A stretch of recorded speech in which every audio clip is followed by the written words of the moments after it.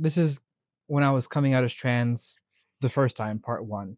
Gender identity and the undeveloped prefrontal cortex, how a developing brain and a sense of self collided in my coming out. So, clue number one, trans people didn't bother me. I got along really well with all of them. I got along well with gay people, queer people, lesbians, bisexuals, the whole alphabet. I dated mostly bisexuals who turned out to be lesbians later. So maybe that would have been clue number two.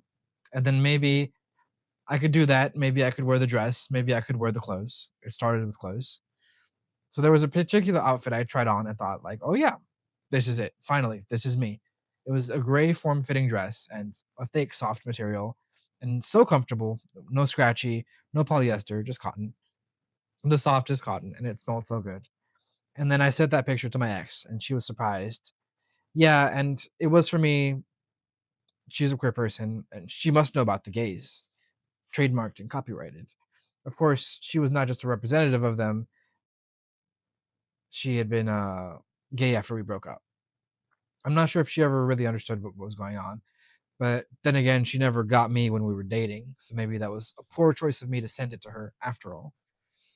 There was a wrong way to come out, and it was texting my ex girlfriend pictures of me in women's clothes, hiding my face, and saying, "Doesn't this look like a woman? Couldn't this be a woman to you?" And she's like, "I mean, sure, whatever." I think she was more surprised that I reached out to her than the fact that I was attempting to cross dress at the time. And there was no coming out speech. I muddled through it, like crying in the shower with like warm rain on my back. And it was my girlfriend comforting me in the clothes I would later wear because I could fit into her clothes. And my biggest fear was logistics. Like, how would I get to therapy? This was 2012. How would I get to hormones? That was all that really worried about me. And it was a really quiet affair because I went back into the closet. I came across some old school forums back in the day in the 2010s, and they were saying that if you were trans and you were a top, you weren't trans. And I'm like, well, I'm a top. So I went back into the closet for another 7 years. And when I was younger, maybe I watched too many Pirates of the Caribbean movies. And I realized it wasn't just, oh, I admire all these pirates. It was more like, oh, I want to be one of these pirates and have that pirate outfit and embody that attitude of rebellion and adventure, like raw gender adventure. I wonder what Pirates of the Transgender Caribbean would look like. New title of my memoir. Don't sue me, Disney. That was just a joke. Then my best friend, my bestie, who had met at the time, maybe a couple months earlier, before I came out the first time, really understood. She was like, "Oh yeah, finally." And then after I went back in the closet, she was like, "Oh yeah, this also makes sense. Rio's maybe not had enough time in the oven yet." And she was always nice, never mean or pushy, but that's just who she was. Everyone else was like, "Yeah, this makes sense. This person is a very feminine, womanly person." And now that they'd said this, all the pieces click together. It's like people always know before you do. It wasn't very dramatic. I hadn't had a sense for the dramatic just yet.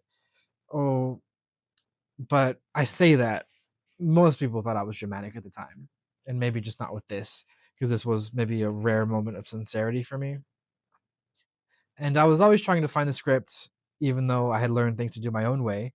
I hadn't learned to do things in a way that resonated with my joy yet. I was still a young adult copying other scripts and not having a fully functioning brain. You know how that works.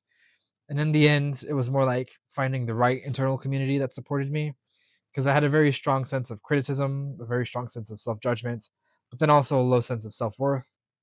And then all these minor parts had to get addressed before I could get dressed, before I could just become who I was. And how much of me being like a silly bro dude stuck around? I mean, yeah, it stuck around. I still lift and I've got weights right here just off off the camera and a sandbag and stretchy bands in this here desk. I still drink protein shakes. It's still very much me. I did have a nice chat with a woman I met off of the internet, and she turned out to be one of the producers for the Black Dresses, which is such a weird name drop for me, I guess. She was Cat's millionaire at the time, and we talked on Skype like once, and then I never talked to her again before I saw like the black dresses here in the 2020s, and I was like, wait a minute, I know that person. And she was the first trans girl I ever met. And if I went back in time to talk to 20-year-old me trying on that dress, I would just be like, go for it. I couldn't tell her anything because she's too stubborn. I'm still too stubborn now. And I still put on a front when people tell me something now, even if it's genuinely good advice. And I'll be like, no, you telling me good advice? Why don't you go rot in the trash? And then maybe 30 minutes later, I'll do exactly what they say and be like, oh, yeah, thanks. There's no right way to come out. There's only your way. And every coming out, every time spent before, and every time spent after is okay and is the right way. There's a period when you're going to have some self hate for your past self. That's okay too.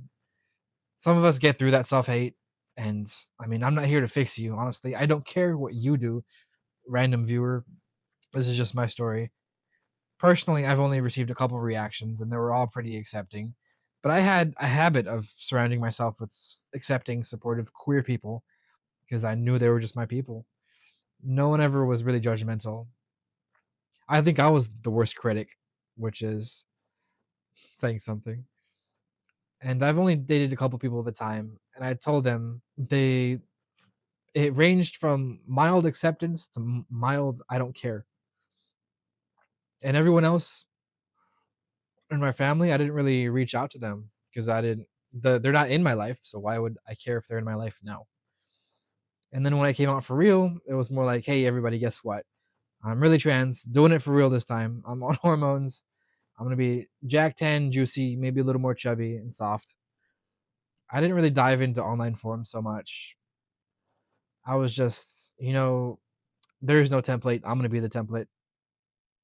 If I could write a line like a single line to my younger self, uh, what would I tell her, and would she even believe it? No, she would not believe a single word I'd said. But even then, what's the line? And I don't know. I'm not very pithy or succinct or concise, but she always did like a puzzle. So maybe the one line I'd send her would be a long series of cryptic emojis down, sending her the right path.